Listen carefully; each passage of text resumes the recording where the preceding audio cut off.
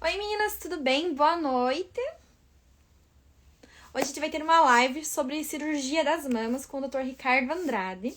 Se vocês tiverem alguma dúvida, vocês podem estar enviando aqui pelos comentários. Ou quem quiser mais descrição, pode mandar pela caixinha de perguntas, tá bom? Boa noite, Daiane. Boa noite, Jéssica. Tudo bem? Então, daí a gente vai falar sobre cirurgia das mamas, mastopexia com cicatriz reduzida, que é a short scar. E também vamos falar sobre a prótese de recuperação em 24 horas, que é a técnica de recuperação rápida, ou R24R. Só tô esperando aqui o Dr. Ricardo Andrade entrar. Ó, aqui ele já mandou pra gente dar início à live. Será que já foi ali? Aceitei já. Oi, tudo bem, Dr. Ricardo? Como vai, Mari? Tudo bem? E Tudo aí, mais uma live em benefício da Sandy, né? Quais bem? são as novidades? Muito obrigada por participar novamente da live, né? O doutor sempre fez live e o doutor em especial também quis participar nessa causa tão importante, né, que é a vida da minha mãe. Então, muito obrigada mesmo por participar dessa live. A gente fica feliz aqui, fica torcendo e orando por ela. Amém, obrigada. Por aqui as coisas estão tudo bem. Minha mãe tá internadinha, semana que vem recebe alta, né? Ela tá em isolamento. Aí eu vou ver ela. E aí, como estão as coisas? Muito frio aqui, tá terrível de É, frio. aqui tá bem frio, viu? Essa onda de frio que subiu aí pegou São Paulo, viu? É, mas ainda não tá tão frio quanto aqui no sul, né? É, mas vocês já estão mais acostumados, né? Paulistano não tá tão acostumado assim, né? Sim, com certeza. Eu acho que esse frio que vocês estão aí, a gente podia estar de shorts aqui no sul ainda. Ah, com certeza, de camisetinha de manga, né? É. Mas então, doutor Ricardo, eu queria que o doutor se apresentasse para as meninas, né, que ainda não conhecem sobre sua formação, de onde o doutor é. Então, eu sou aqui de Campinas, cirurgião plástico, né? E a gente já conversou várias vezes aqui com vocês no canal da Mari, né? E para vocês que seguem o canal da Mari, a gente está sempre conversando sobre cirurgia plástica, né? E o que que nós vamos conversar hoje? Quais são os temas? O que que as meninas mandaram de perguntas? Olha, mandaram muitas perguntas, mas eu vou começar com uma que enviaram aqui. Agora aqui na live que eu achei bem interessante. Quem tem Parkinson pode colocar prótese mamária? Então, não é uma contraindicação absoluta. O que a gente sabe, principalmente naquelas pessoas que têm doenças relacionadas ao silicone, é que pessoas que tenham doenças reumáticas, doenças autoimunes, elas devem evitar a prótese de mama. Isso é uma indicação relativa. No entanto, o Parkinson não é uma contraindicação absoluta, né? Mas nós temos que sempre pensar nas doenças relacionadas ao silicone. Uhum. Inclusive, né, Parkinson é uma doença que mete mulheres de mais, geral, pessoas de mais idade. Existe alguma idade máxima para fazer uma prótese de mama, uma cirurgia? Ou pessoas de mais Isso é idade? uma coisa, isso é uma coisa interessante, né? A gente acha que todo mundo que é jovem que quer colocar prótese.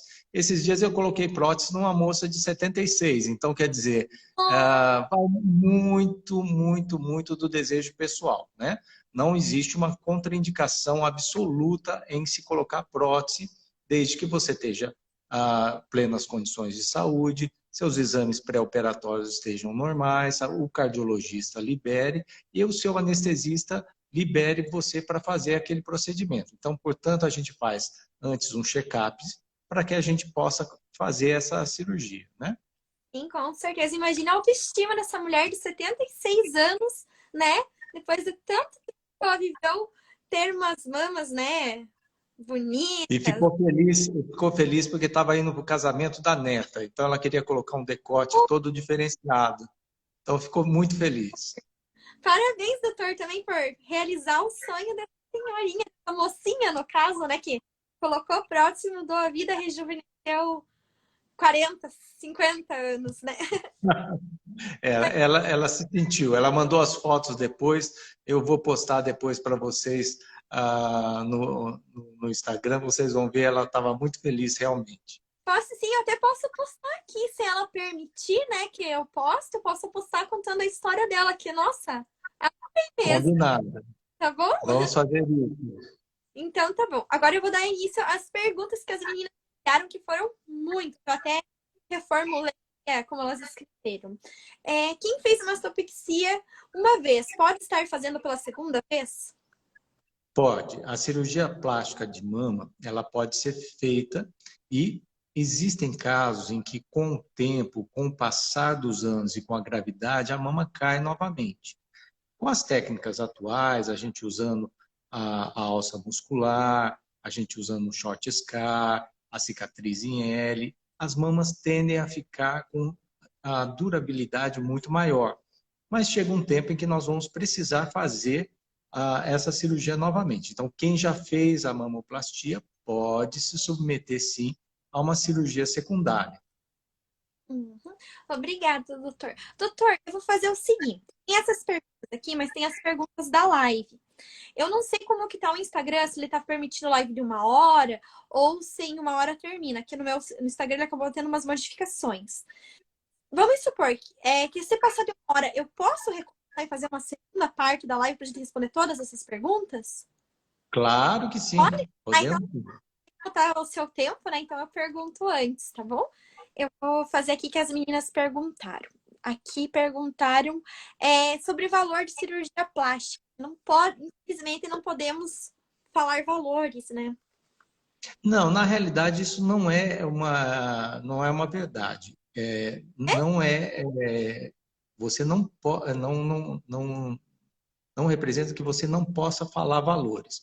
O que você não pode é divulgar os valores.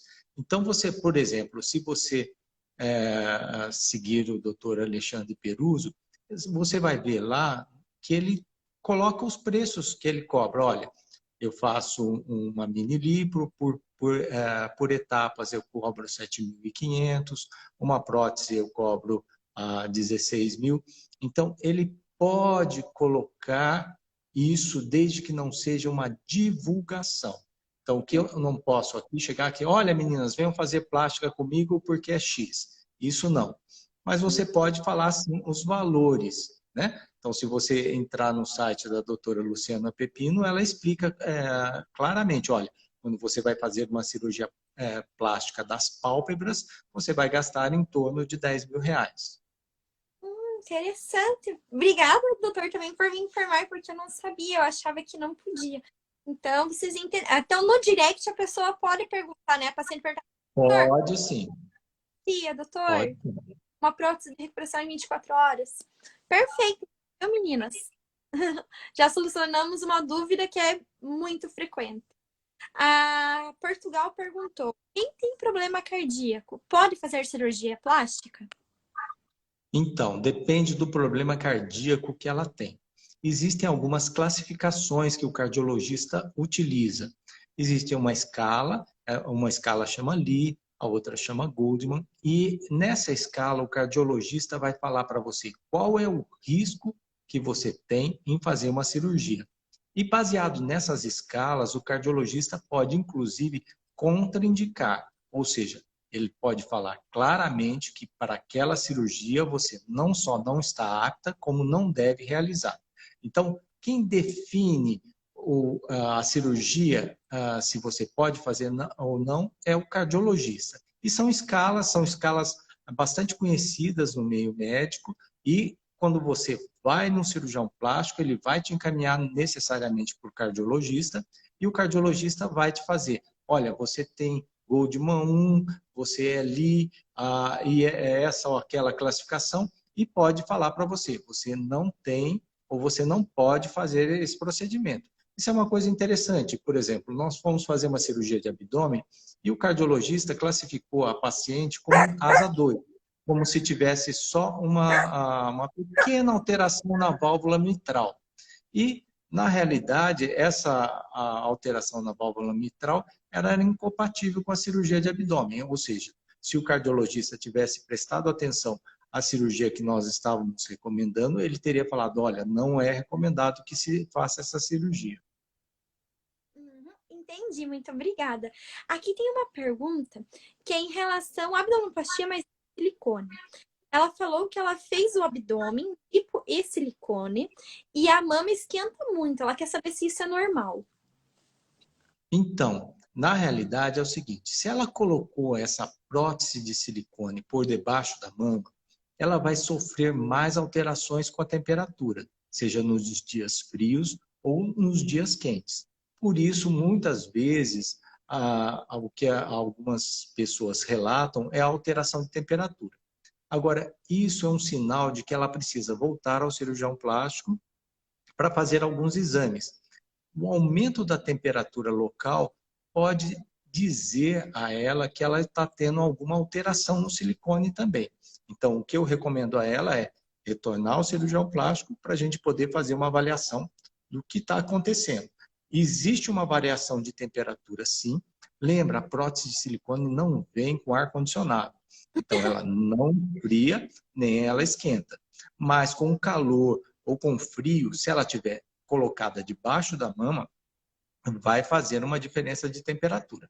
Agora, se ela está esquentando sempre, tem que ir no cirurgião plástico, porque nós temos que fazer uma avaliação, um ultrassom, uma ressonância magnética e observarmos o que está acontecendo com essa prótese, porque não é comum. Muito obrigada, doutor. Agora eu vou fazer mais uma perguntinha aqui que enviaram antes da live. Quais são os tipos de textura de prótese e seus benefícios? Inclusive, essa pergunta é lá do meu Close Friends, que as meninas estavam discutindo, sabe? Sobre as texturas de prótese, perguntaram para mim. Aí eu vi que elas perguntaram, e disse, não, vou perguntar na live, né, também, porque daí o doutor explica melhor do que eu, que é só leiga.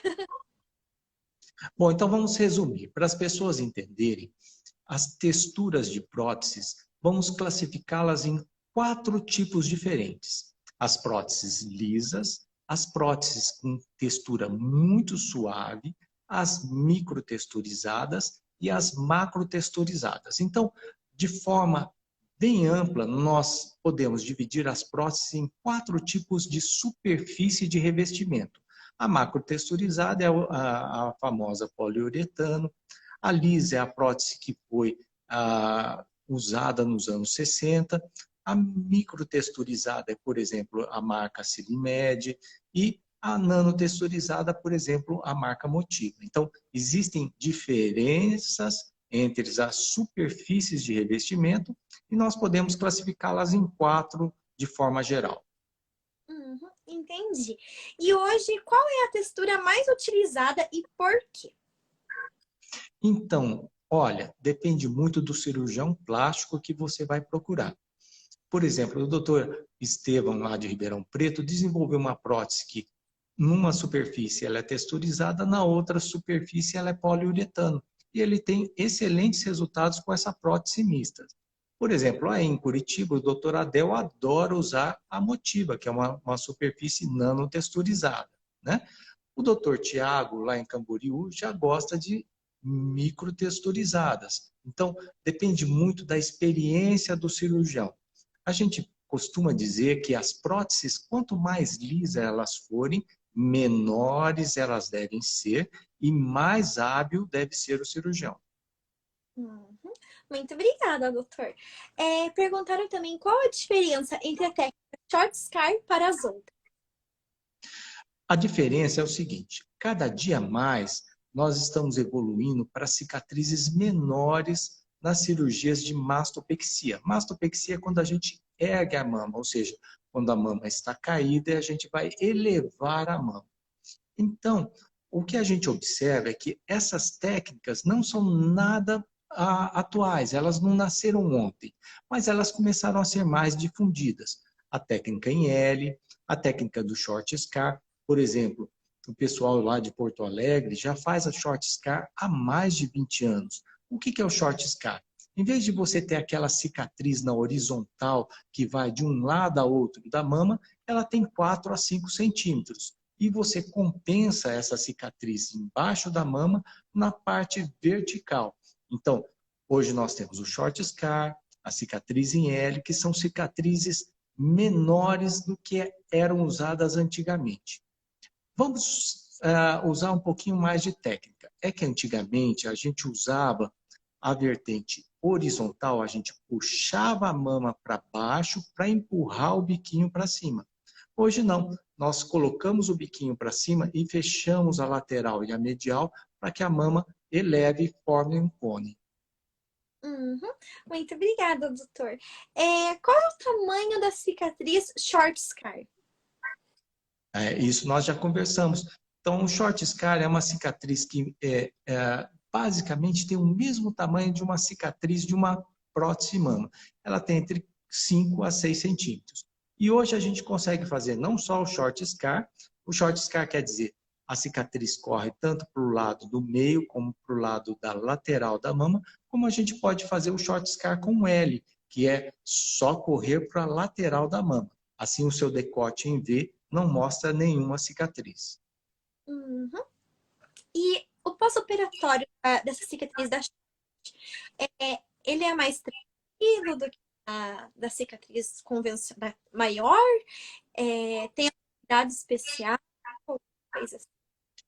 É uma coisa que a gente observa cada dia mais, é que a gente está conseguindo abreviar o pós-operatório, o que a gente chama de downtime, o período que você fica parada depois da cirurgia. E com essas técnicas, e com os fios novos, o fio farpado, esses fios espiculados, nós conseguimos hoje dar mais resistência e mais firmeza à cicatriz.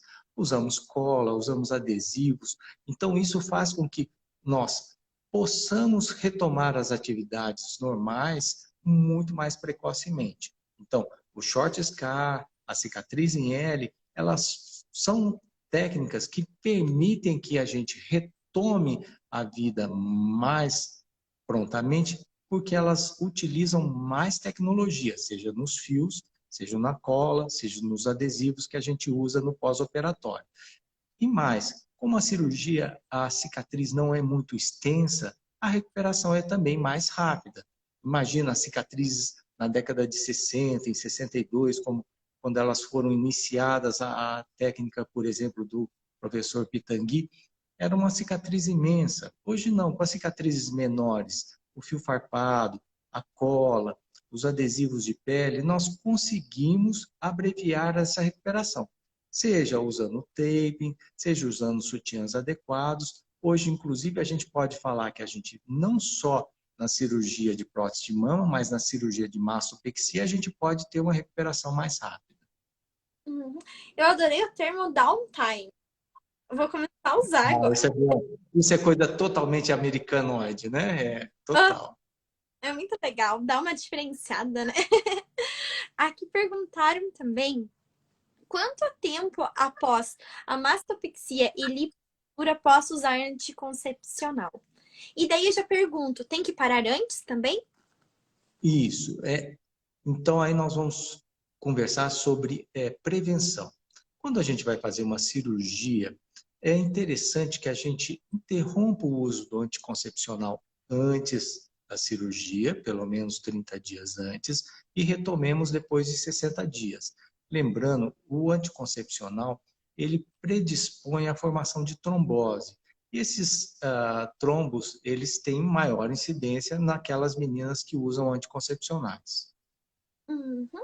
Até tem uma pergunta aqui sobre como prevenir de ter trombose no pós-operatório de mastopexia. Então, essa já seria uma forma de prevenir. Bom, a prevenção começa antes da cirurgia. Então, a gente faz todos os exames. Se for necessário, a gente faz uma avaliação com o hematologista. Observa se você tem alguns fatores de predisposição e envolve também o cuidado durante a cirurgia. O uso da meia elástica, o uso da bomba de pressão, as cirurgias com menor duração possível, o anestesista ter o cuidado de fazer a hidratação adequada e, mais importante, retomar as atividades prontamente.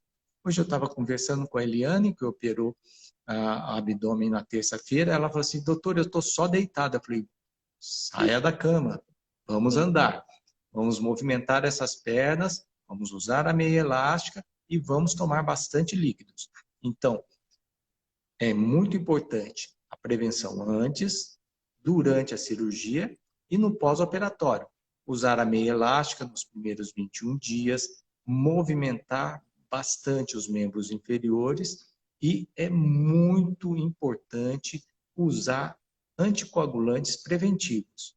Ou seja, são substâncias que afinam o sangue e permitem que o sangue flua mais rapidamente e diminua a possibilidade de que ele estanque ou que ele pare em alguma região, que é mais comum na mulher, nas pernas e na pelve, né? No homem, nas pernas.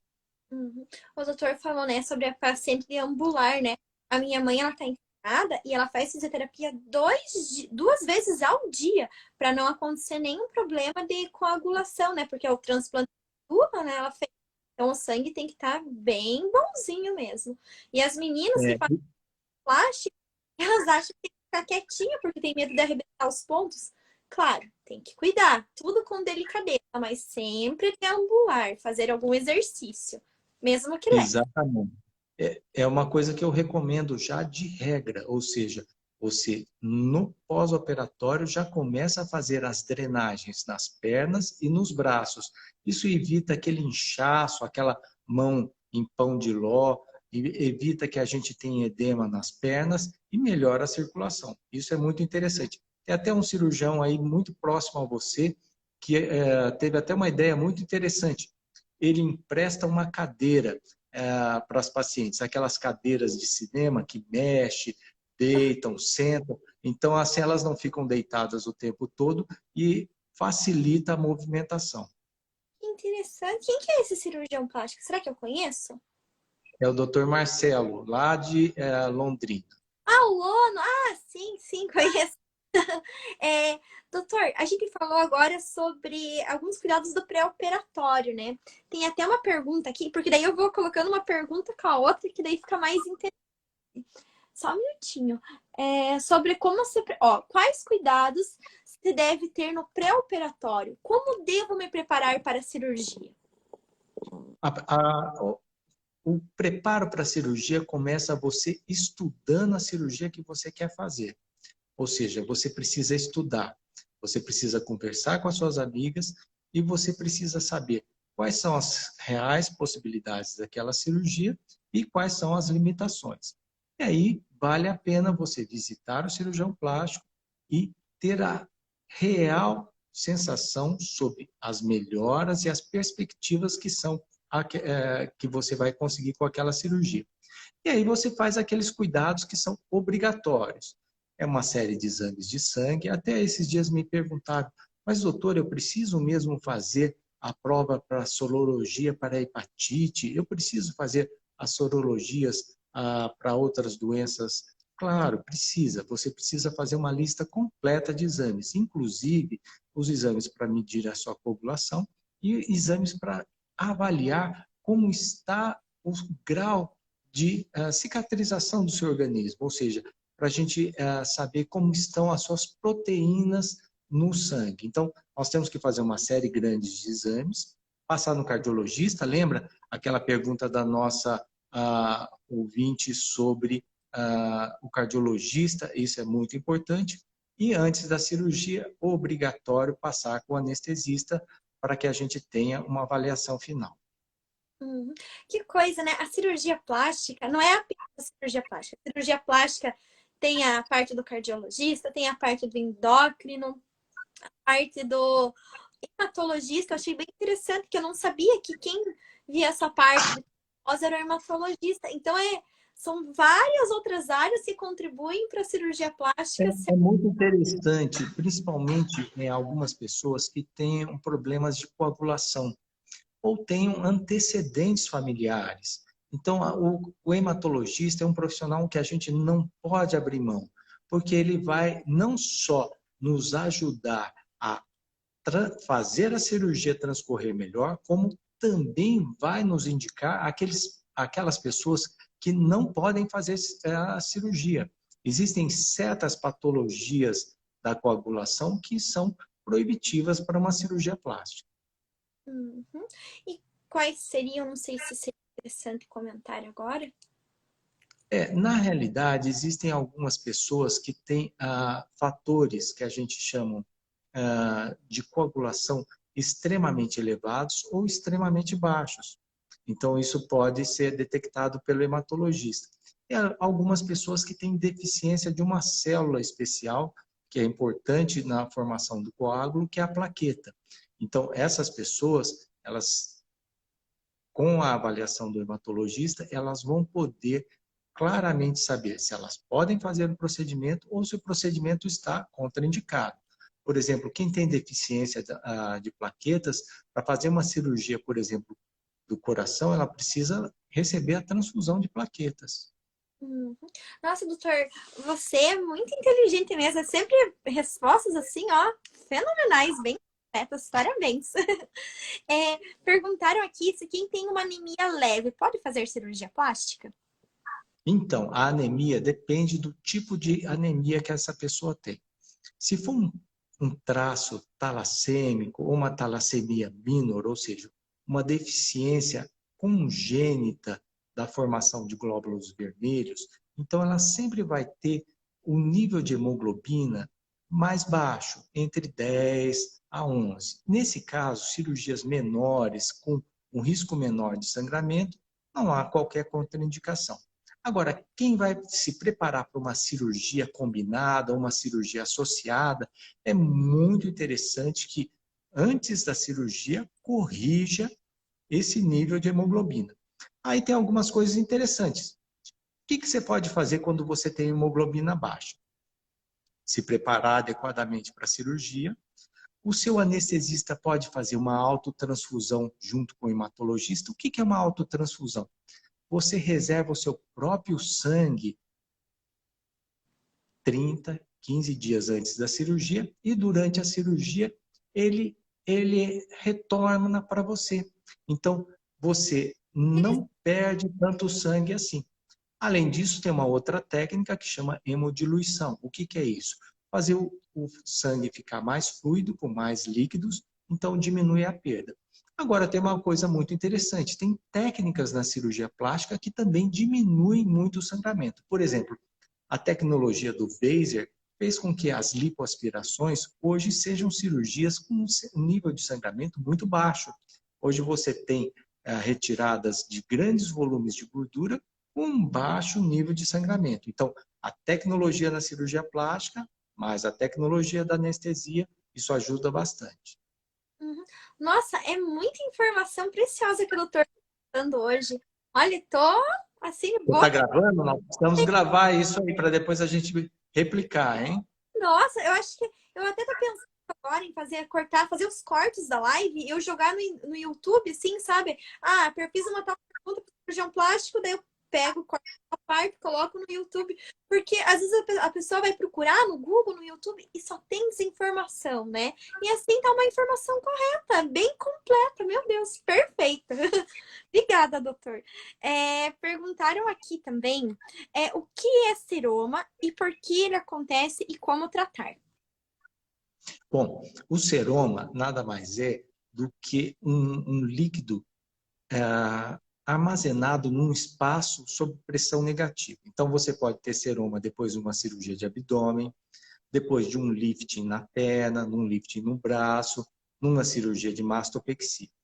Então, o seroma, ele acontece porque você descolou um espaço. E esse espaço fica sob pressão negativa. Então, ali há uma transsudação de líquidos, em especial de linfa, e esse líquido se acumula. E o que acontece? Se a gente não trata precocemente, ele acaba formando ao redor dele uma cápsula e esse líquido vira um líquido crônico. Ele vai sempre estar presente. Então, o que a gente faz? Por exemplo, na cirurgia de abdômen, isso foi desenvolvido até por um cirurgião como eu aqui de Campinas, o Dr. Ricardo Barodi. Ele fez uma ideia interessante. Ele copiou, na realidade, são técnicas que surgiram ao mesmo tempo, um americano também lançou essa técnica. Ele gruda a parede do abdômen na parede muscular. Assim, descola menos, você não precisa usar dreno e há um menor risco de seroma. Mas nós temos que lembrar, de cada 1.700 cirurgias, 3 dessas nós vamos ter coleção de seromas. É raro, mas pode acontecer, né? Pode, pode.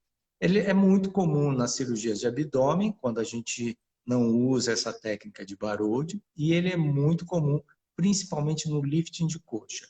São cirurgias que a gente observa bastante a formação dos seromas. Uhum. Uma amiga minha, ela colocou silicone agora no começo. Foi uma marca que não é muito boa. Não vou citar o nome, mas o doutor já deve imaginar qual que é, né? E eu falei pra ela, não coloca essa prótese porque ela causa muito seroma. Ela foi lá, colocou, teve seroma, ela escutava o líquido correndo, sabe? Aí ela foi no cirurgião plástico, né, pra ver como tratar isso. E ela vai ter que tirar a prótese porque poderia dar contratura capsular. Já era um começo. Então, sempre É, tem. na realidade, o seroma, quando a gente tem um seroma na prótese, isso tem que ter uma série de cuidados. Primeiro, o seroma numa prótese que é antiga, vamos supor que você já tenha 10 anos que você tenha colocado a prótese. Esse seroma pode ser um indicativo de doença na prótese ou na mama. Então, nós temos que lembrar, né? O linfoma de células gigantes, células gigantes anaplásicas, nós temos que lembrar o envelhecimento da prótese de silicone. O seroma tardio pode acontecer no microbleeding. O que é isso? É quando há um porejamento, ou seja, o silicone que estava dentro da cápsula, ele transsuda, ele passa por esse espaço da cápsula com o envelhecimento da mesma. Então, esse é o seroma tardio. O seroma precoce na prótese, o mais comum que ele aconteça é por problemas inflamatórios. E aí, nesse caso, a gente precisa tratar precocemente, porque senão ele vai acontecer ou uma contratura capsular ou uma extrusão. O que é extrusão? O silicone acaba saindo de posição. Ui, Deus o livre, né, doutor? Ninguém quer isso. Eu vou fazer mais uma perguntinha, mais algumas perguntinhas. Em quanto tempo a cicatriz some? Bem, a cicatriz não some nunca. Aí tem uma coisa muito interessante. Você sabia que se você, uma mãe com um bebê em gestação, o bebê precisar fazer uma cirurgia intrauterina, que é uma técnica hoje muito moderna, que é você operar o bebê dentro da barriga da mãe. Esse bebê vai ficar sem cicatriz. Olha que coisa interessante. Mas nós, depois que saímos do útero, sempre que nós temos um corte, nós vamos ter uma cicatriz. Essa cicatriz pode ser residual ou pode ser patológica, ou seja, pode ser um queloide, pode ser uma cicatriz hipertrófica. O que é o queloide? É aquela cicatriz que fica vinhosa, alta, grossa, dói e fica deformante. A cicatriz patológica é aquela cicatriz que fica vermelha, fica grossa, mas não coça e não cresce além das bordas da cicatriz.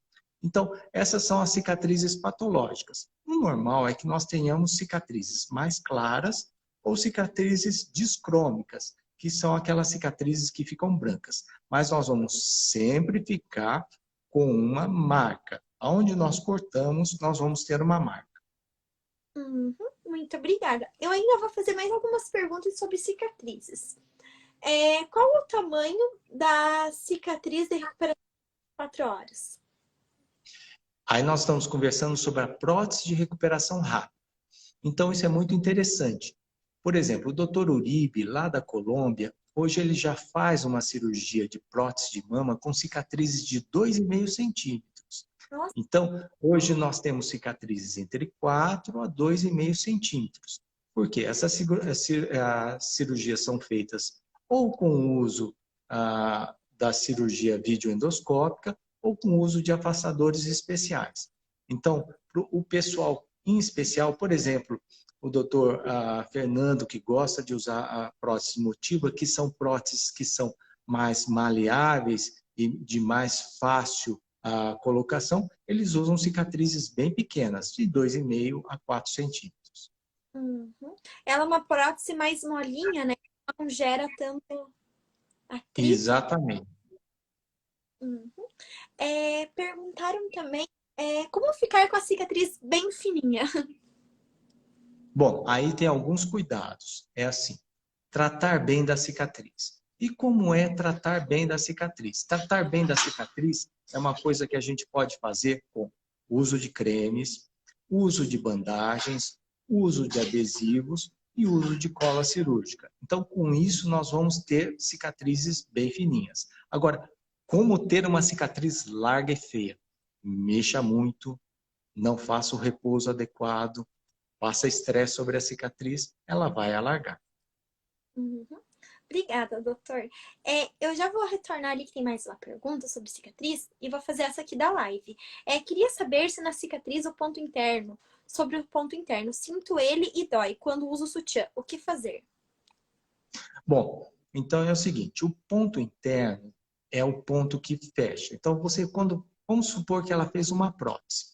Então a gente fez uma prótese em dual plane, que ela é colocada a parte superior por debaixo do músculo, a parte inferior da prótese fica sobre a fáscia.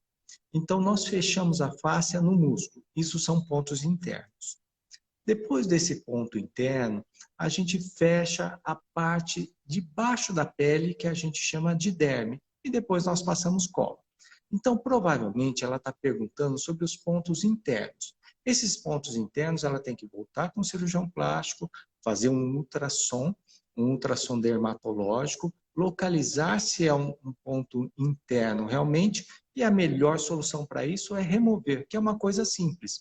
Eu, por exemplo, amanhã vou encontrar a Celeste. A Celeste, nós fizemos os pontos internos todos com fio absorvível, ó, fios que deveriam desaparecer em 180 dias. Nesse lugar, ela acumulou líquido, ela fez cistos. Então, nós vamos tirar esses cistos, porque isso, além de incomodar, dói, e na hora que você coloca o sutiã, aperta e incomoda muito.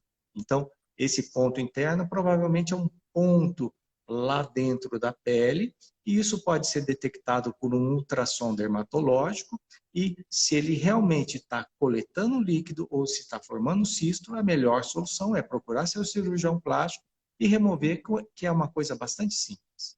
Uhum. E pode acontecer a paciente ter alergia ao fio, esse fio ser expulso, ou esse fio causar uma cicatriz assim, mais feia? Isso acontece muito. Então, eu vou contar um caso meu, porque é uma coisa muito interessante.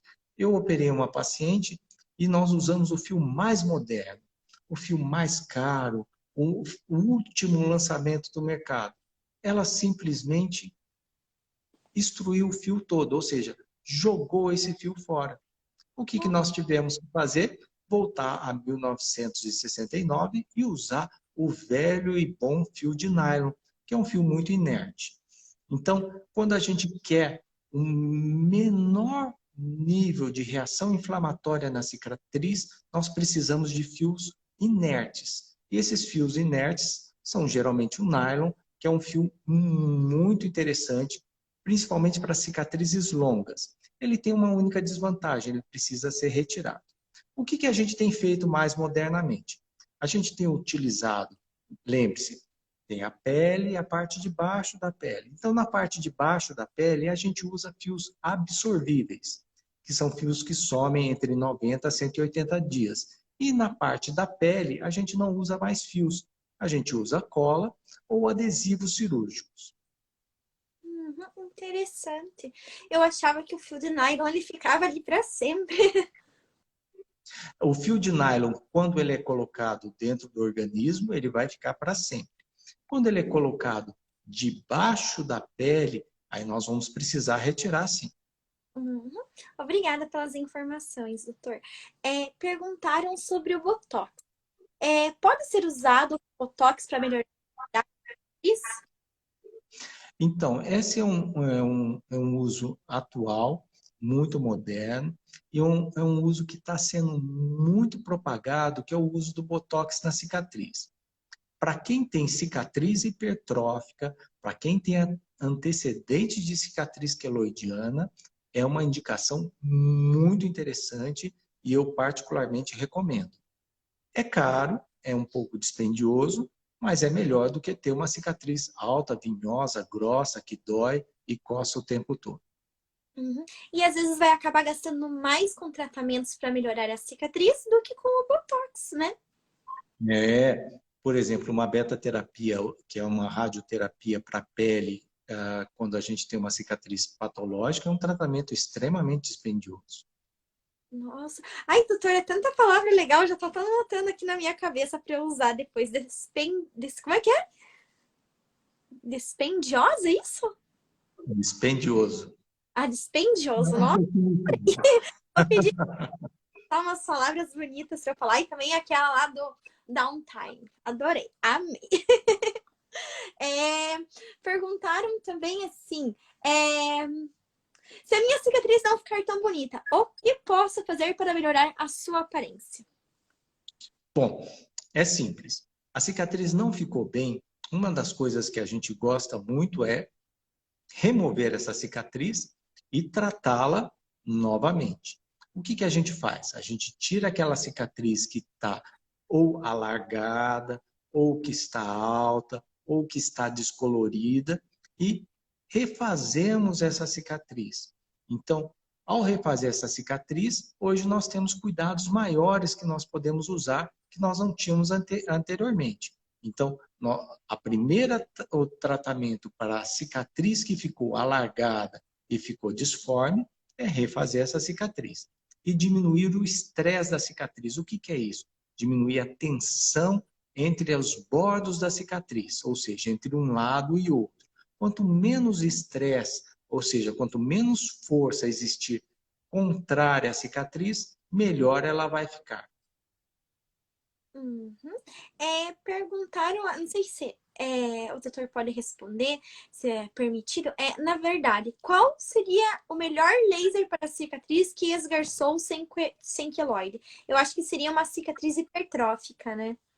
Então, aí é muito interessante. Você pode fazer isso com a fisioterapeuta do consultório do seu cirurgião plástico, você pode fazer com a esteticista. O laser adequado para a cicatriz é o laser de luz vermelha. O laser de luz vermelha é um laser anti-inflamatório e extremamente interessante para a cicatriz. Então, eu particularmente recomendo muito. Aí vamos fazer uma diferença. O laser de luz vermelha é para a cicatriz não ficar muito grossa e para a cicatriz não ficar muito marcada. Mas nós podemos usar um outro laser. Então, existe um outro laser que aí é o CO2. O que é o CO2? É um laser que faz pequenas descamações na pele. Ao fazer essas pequenas descamações na pele, a pele tende a ficar mais lisa e a cicatriz fica mais suave. Uhum. Muito obrigada, doutor. Quero mandar um oi para minha mãe, ela está assistindo a nossa live lá do hospital. Opa, como vai? Tudo bem aí? Beijo, mãe! Agora eu vou para a próxima pergunta. Em quanto tempo eu já fiz essa, né? Em quanto tempo a cicatriz some? Desculpe. Quando saberei o resultado final da mastopexia? Então é o seguinte, a mastopexia é uma cirurgia contra uma lei universal, que chama lei da gravidade. Então o que você deve pensar sempre? A mastopexia tem que ser uma cirurgia que você tem que planejar adequadamente com o seu cirurgião. Então ele pode usar duas técnicas. Ele pode usar a alça muscular, que aí permite que uma prótese fique segura pelo músculo e evite que forme peso sobre a pele e a pele caia. Ou ele pode usar, por exemplo, uma prótese que a gente conversou antes, de textura tipo 4, uma prótese com poliuretano, porque ela fica mais fixa na posição. Então vai depender do cirurgião que você escolher e da técnica que ele estiver mais treinado e que ele tenha mais habilidade. Então, a mastopexia, você vai ver o resultado, se for com uma técnica de uso da prótese de poliuretano, você vai ver o resultado entre 3 a 4 meses. E na alça muscular, você vai ver o resultado entre 6 a 12 meses. Uhum. Muito obrigada. Perguntaram como é feita a técnica dual plane. Isso é uma coisa muito interessante que as pessoas fazem bastante confusão. Então é o seguinte, quando você vai fazer uma colocação de prótese de mama, você pode colocar essa prótese de mama debaixo da mama, que algumas pessoas chamam submamária ou subfacial, mas fica debaixo da mama. Você pode colocar ela integralmente debaixo do músculo, aí a gente chama submuscular. Ou você pode colocar de forma intermediária. Você levanta a parte de cima do músculo, que fica acima da parte da papila mamilar, e coloca a prótese na parte superior, debaixo do músculo, e a parte inferior fica debaixo da mama. Então, isso é o chamado dual plane. Ele tem uma grande vantagem, porque isso permite que você não tem a sensação tátil da prótese, porque ela fica revestida pelo músculo e diminui muito aquela sensação muito desconfortável que é o rippling. O que é o rippling? Aquelas pregas, elas são muito menores quando a gente utiliza a técnica do dual plane.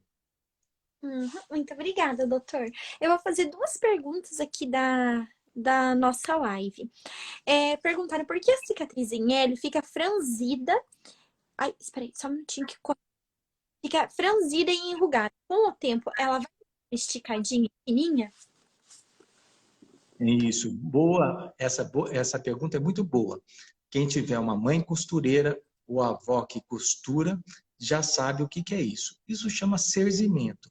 Você pega uma superfície maior e você encurta sobre uma superfície menor.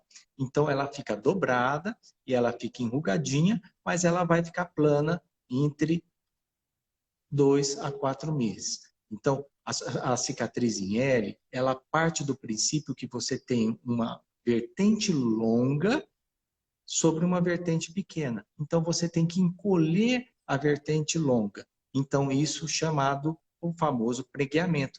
Antigamente, a gente que costurava chamava de cerzir. Nossa, doutor, é uma resposta melhor que a outra. Muito obrigada por tantas informações. Assim. A Jane, ela perguntou, existe mastopexia interna?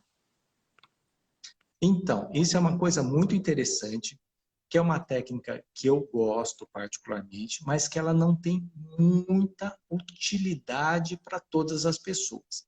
A mastopexia interna acontece, por exemplo, quando você tem uma prótese debaixo da mama e você envelheceu. Essa prótese caiu e aí você quer rejuvenescer a mama. Aí o que você faz? Você retira essa prótese que estava debaixo da mama, passa ela para dual plane e faz o que a gente chama de elevação do tecido mamário. Você eleva a mama pela parte interna. Isso é feito porque, o que aconteceu com o tempo? A sua prótese que estava debaixo da mama, ela fez alguma reação. Isso forma uma cápsula mais fina ou mais grossa. Então, nós utilizamos radiações dessa cápsula e fazemos com que nós elevemos o tecido. Então, nós passamos a prótese para um tecido, para uma localização de dual plane e elevamos a mama. Não é uma técnica indicada para todos os casos, porque existem pessoas que a queda já foi tão grande que só uma mastopexia vai resolver. Mas existem casos limítrofes que ela é muito interessante. Então, isso é chamado mamoplastia interna. Muito obrigada. Eu não sei se a doutora aceita responder umas perguntinhas que fizeram também sobre abdominoplastia, pode ser? Vamos lá, vamos conversar. É uma cirurgia que eu gosto de fazer. Quais cuidados com a cicatrização do umbigo após a abdominoplastia? Bom, essa é uma pergunta muito interessante e eu tive o trabalho nos últimos 6 meses de fotografar umbigos, porque as pessoas agora não querem só saber da cirurgia de abdômen, elas querem saber como vai ser o formato do umbigo e mais, se o abdômen vai ficar definido. Então, desde que o Dr. Oswaldo Saldanha, lá de Santos, propôs, a gente já faz uma abdominoplastia com mais definição. Então, o abdômen fica mais desenhado, a gente vê os músculos oblíquos, a gente vê a formação do músculo reto abdominal, e aí a gente faz a cicatriz do umbigo. Existem várias técnicas, existem mais de 180 técnicas diferentes de se desenhar um umbigo. E a tendência é que ele, com o tempo, vá se desenhando naturalmente. Se você tem um umbigo e ele ficou um pouquinho marcado, volte ao seu cirurgião plástico. Ele vai precisar rever ou ele vai precisar aplicar alguma medicação naquele umbigo para que a cicatriz fique mais natural, né? Eu, por exemplo, uso a técnica do escudo, que é uma técnica que esconde a cicatriz lá no interior do umbigo. Então, é muito difícil você achar a cicatriz. Mas cada cirurgião tem a sua técnica. Por exemplo, tem cirurgiões como, por exemplo, o pessoal lá de São Paulo que gosta da técnica vertical.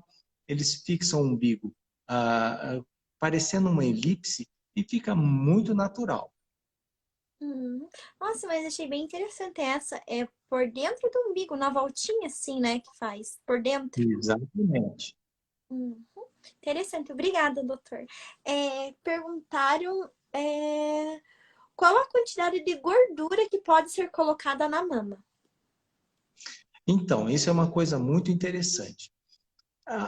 A colocação de gordura na mama começou lá na década de 80. Então, o que a gente está vendo hoje? Cada dia mais as pessoas procurando técnicas alternativas para aumento de volume de mama. Ou aquelas pessoas que optaram por não continuar com a sua prótese de mama, terem uma alternativa para substituir volume e não terem uma atrofia muito severa da mama. A gente sabe que a gente consegue colocar entre 170 a 250 ml de volume entre a parte abaixo do músculo peitoral ou dentro do músculo e essa adaptação ser muito efetiva. Vai depender muito da pele, da elasticidade, da tonicidade do músculo e também da gordura disponível. Eu, por exemplo, fiz um caso essa semana, que era um caso de explante, que eu precisei colocar gordura para substituir aquela prótese. Eu tive que procurar gordura no corpo inteiro. Por sorte, conseguimos 600 ml, que já deu um volume muito interessante, porque uma parte a gente sabe que sempre vai ser reabsorvida, mas conseguimos um desenho muito agradável e ficou muito bem desenhado com a gordura. Então, essa é uma alternativa. Essa é uma alternativa que foi proposta por um médico americano que chama Sidney Coleman. O Dr. Coleman sempre gostou de trabalhar muito com gordura. Ele tinha um consultório na Tribeca Street, em Nova York, e ele sempre gostou de gordura. E hoje virou uma coqueluche. E existe, inclusive, um médico nosso, um brasileiro, o Dr. Maximiliano, lá em Porto Alegre, que ganhou um prêmio no ano passado, sistematizando a colocação de gordura na mama. Então, isso é o que a gente chama de colocação de prótese com gordura, que é a chamada mama híbrida, ou somente o aumento da mama com a gordura, que a gente chama de mastoplastia, de aumento com gordura. Muito obrigada. Aqui tem uma pergunta, é assim. Operei fazem 7 meses. Fiquei totalmente satisfeita com minha prótese. A recuperação do reparo é mais tranquila? Então, aí vai depender o que aconteceu com a prótese. Por exemplo, vamos contar dos meus casos. Eu já tive casos em que a pessoa escolheu uma prótese. A gente tem que sempre usar os algoritmos, lembra aqueles algoritmos que a gente leva em consideração, que são o tamanho do tórax, o tamanho da mama, a elasticidade da pele, a distância da papila mamilar até a sua clavícula. Se a gente usar esses parâmetros, nós vamos chegar a um algoritmo, ou seja, um número final que seja de volume de prótese que é o mais adequado.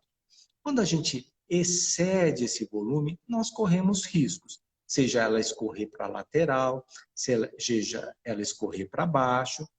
Então, essas são questões que a gente tem que ver o que aconteceu. Por exemplo, se ela escolheu um volume muito grande, ela vai ter que fazer um sutiã interno, vai ter que fazer uma refixação da parede lateral e vai ter que realmente redesenhar a mama. Se ela escolher um volume menor, é mais fácil. Nós vamos apenas trocar esse volume por um volume maior. Agora, existem casos em que essa mama escorre, por exemplo, quando ela é colocada sobre o tecido mamário, ela pode fazer peso e escorrer sobre a mama. Podem aparecer estrias, ela pode deformar a mama, e aí, nesse caso, a gente tem que fazer uma coisa que a gente não esperava, fazer uma mastopexia para corrigir esse desenho da mama. Muito obrigada pelas informações e desculpa espirrar, é que tinha atacado minha rinite, ele foi um espirrinho atrás do outro. Eu não sei, quando eu falo, às vezes tem live que eu espirro, tem live que eu não espirro, assim, às vezes começa do nada. Não entendo por que isso acontece, se é a luz, se é um vento que vem do além, não sei. E tem uma pergunta sobre a R24R. Qual a diferença da cirurgia moderna de mamas, R24R, para a técnica clássica? Então, aí é uma coisa muito interessante. A R24R, que na realidade é uma sistematização de uma técnica do Dr. Tebetes, que foi proposta lá em 2002, e ela foi feita pelo Dr. Tiago Cavalcante, nosso colega lá de Camboriú. Então, a R24R é basicamente os conceitos do Dr. Tebetes associado àqueles algoritmos que a gente conversou, que foram propostos por um outro médico chamado Dr. Adams, com uma técnica cirúrgica primorosa, uma anestesia muito bem balanceada e um pós-operatório com cuidado intensivo. Então, é assim, são uma série de fatores. Então, não existe mais cirurgia de prótese no método antigo. Isso não existe mais. Existe hoje cirurgia prótese com a técnica mais atual. E a técnica mais atual é a técnica que foi proposta pelo Dr. Tebetes. Essa técnica é de 2002 e ela realmente permite recuperação mais rápida, menor nível de dor, você retoma as atividades práticas mais rapidamente, se movimenta mais rapidamente e é muito interessante. Quando você usa os 14 fatores que o Dr. Adams propôs, você diminui a reação inflamatória, diminui a formação de biofilme, diminui a formação de contratura, ou seja, diminui o risco de complicação nessa cirurgia de próstata de mama. Muito obrigada. Perguntaram até quantas ml pode colocar em uma mastopexia? Isso vai depender basicamente do seu espelho. Você vai na frente do espelho, mede quanto nós temos de largura na base da sua mama, você puxa a sua mama, vê quanto de pele você tem sobrando. E aí a gente vai transferir isso para uma tabela. Se você, por exemplo, tivesse 10 centímetros de base de mama, ou seja, entre o meio e a lateral, nós iríamos usar uma prótese entre 275 até 325, dependendo de quanto você tivesse de elasticidade da pele. Aí você fala, não, mas meu sonho é 600. Bem, um risco muito grande, porque essa prótese vai fazer um peso excessivo, mesmo que se for colocada por debaixo do músculo, e ela vai acabar migrando ao longo do tempo, além do que ela vai causar dor e é uma série de desconforto. Existem cirurgiões que usam próteses fora dos algoritmos. Eu cada vez menos. Eu cada vez mais prefiro próteses que sejam perfeitamente adaptadas ao biotipo da mulher. Isso é uma coisa interessante. Se a gente for observar lá fora, nos Estados Unidos, na Europa, hoje cada vez se usam próteses mais naturais, ou seja, próteses com volumes mais próximos ao seu biotipo. Por quê? Isso representa também durabilidade. Agora, não estamos falando sobre decote, sobre marcação. Você pode ter uma prótese muito bem desenhada e com excelente decote e com o seu V extremamente glamouroso e ela não precisa ser uma prótese de 800 ml.